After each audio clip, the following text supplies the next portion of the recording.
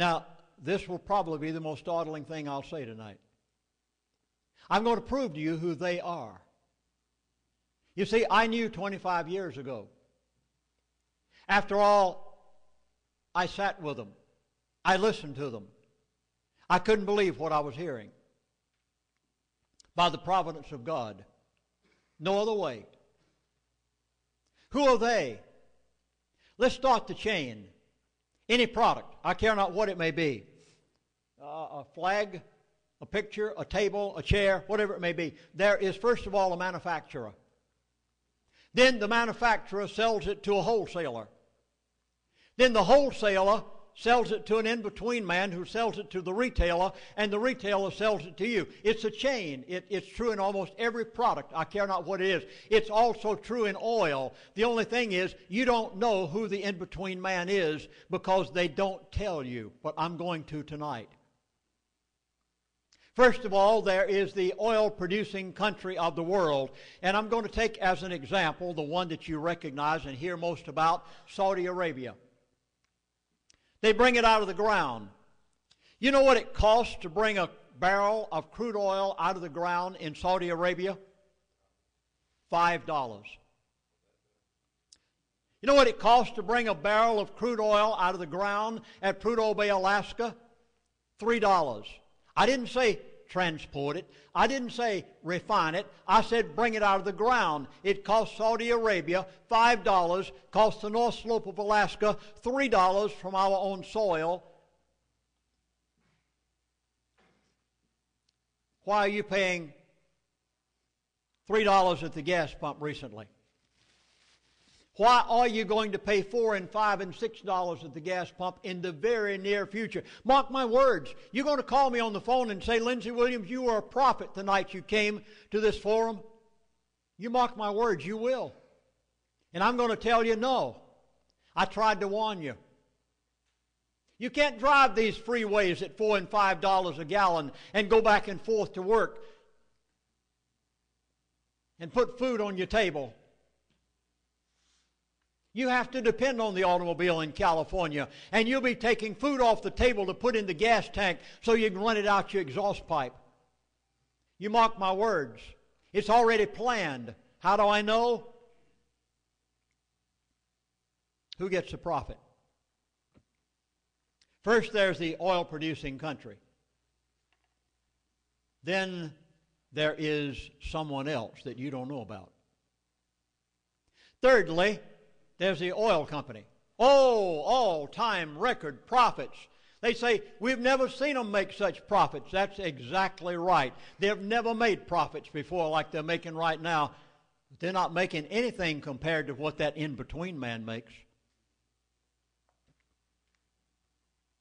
And then there's a little service station attendant. Oh, sure, he's happy when it goes to $3 and $4 a gallon. He's making a few more cents per gallon. And he just thinks that the world has arrived at his house. Who is the person who is making this big in-between amount? Well, I know what you want me to do now. You're expecting me to get ethnic, aren't you? You want me to talk about some family, don't you? I'm not going to do it because I know better. I know who they are. I lived with them for 3 years. Who are they? I'm going to call them by name. I'm not beating around the bush. I'm just trying to get you prepared for a startling statement that you probably have never heard before. Who are they? Who is this in-between person?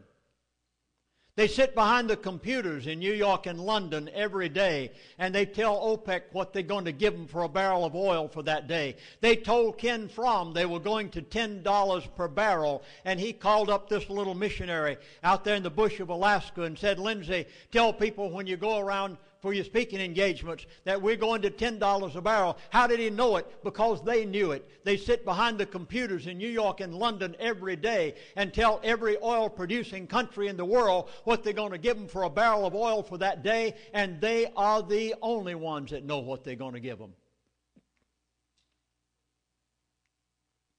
And they're making exorbitant profits. I'd like to give you an example of one of the profits they're making. You heard recently, you probably didn't recognize it. You see, the only difference between me and the average person is I know their buzzwords. If you'll listen to the powers that be, you listen to Mr. Greenspan. He tells you the truth. You just don't understand his buzzwords. You listen to the head of Exxon who testified before Congress here just recently. You listen to what he said. You didn't know what he was talking about because you didn't know his buzzwords. He everything but told Congress, get off my back, or else. I know what the or else was. Why? Because I lived with them for 3 years. Who are they? You remember just recently?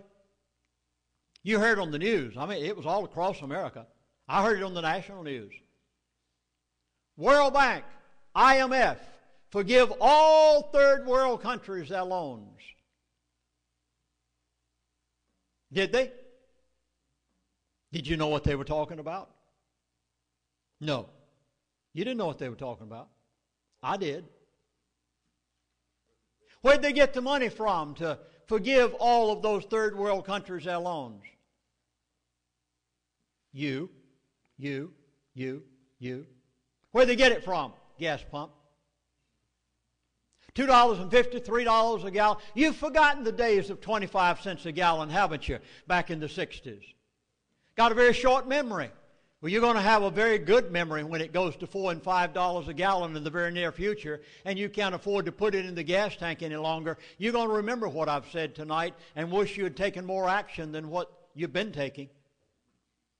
Because you see, they could forgive all of those third world countries their loans.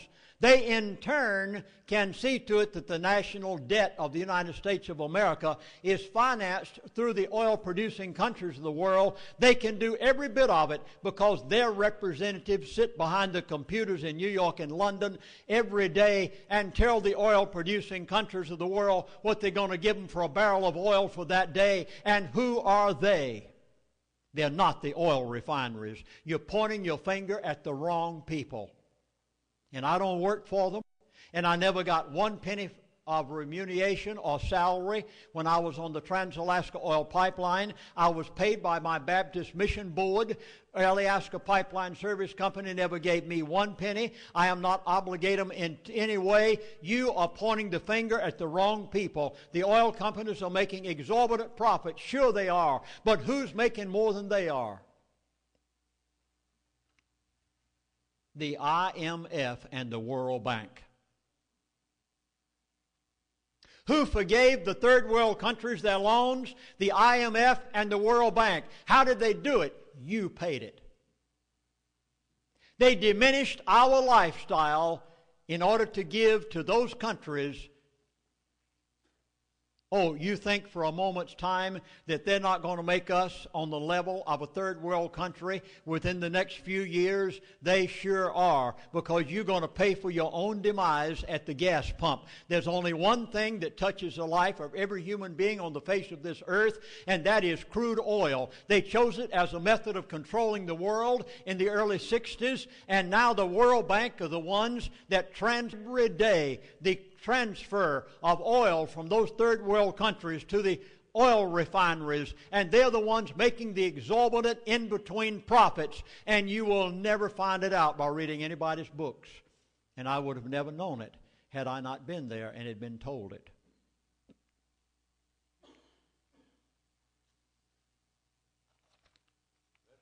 Goldman Sachs predicted that crude oil will reach $105 a barrel. Who makes the profit? The World Bank and the IMF. By the way, you getting tired? You sure? Nobody going to sleep? Okay, I'll give one more here if you don't mind. Are we running too long? Okay, I'll put this one in. I didn't give it last night.